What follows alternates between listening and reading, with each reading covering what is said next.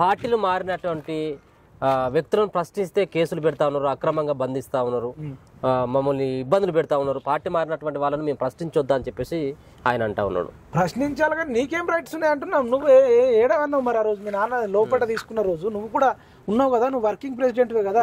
అవునా నాన్న, మరి తలసాని శ్రీనివాస్ యాదవ్ ఎందుకు తీసుకుంటున్నావు, సబితా ఇంద్రారెడ్డిని ఎందుకు తీసుకుంటున్నావు, ఎర్రపల్లి దయాకర్ రావుని ఎందుకు తీసుకుంటున్నావు అని నువ్వు ఎందుకు ప్రశ్నించలే?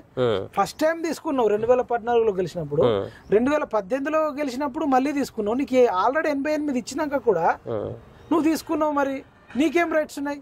మరి నువ్వు మళ్ళీ ఒకసారి నేను ఎప్పుడు ఇట్లా చేయనని చెప్పు, లేదంటే చట్టం తీసుకురావడానికి మీరు ఫైట్ చేయండి. మేము గతంలో చేసింది తప్పే అని ఒప్పుకోండి. గతంలో మేము చేసిన తప్పు మేము భవిష్యత్తులో చెయ్యము. మేము చేసిన దానికి ముక్కుర నేల రాకుతున్నాం, చెంపలేసుకుంటున్నాం. ఇంకా భవిష్యత్తులో ఈ పార్టీలు అన్నిటి జంపింగ్ జిలాయిన్లు ఉండొద్దంటే అసెంబ్లీలో ఆల్ పార్టీ మీటింగ్ పెడదాం, ఒక చట్టం తీసుకొద్దాం, ఆ నరేంద్ర మోడీ గారిని కలుద్దాం.